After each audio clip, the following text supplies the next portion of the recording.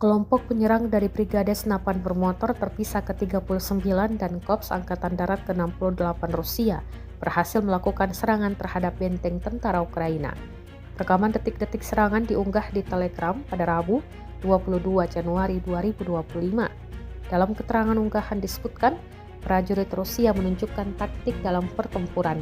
Pertama, mereka membakar benteng tentara Ukraina dengan bensin, kemudian menggunakan drone FPV dengan campuran pembakar, dan terakhir meledakkan ruang galian melalui pipa ventilasi. Rekamannya pun kini telah menuai berbagai komentar dari warganet.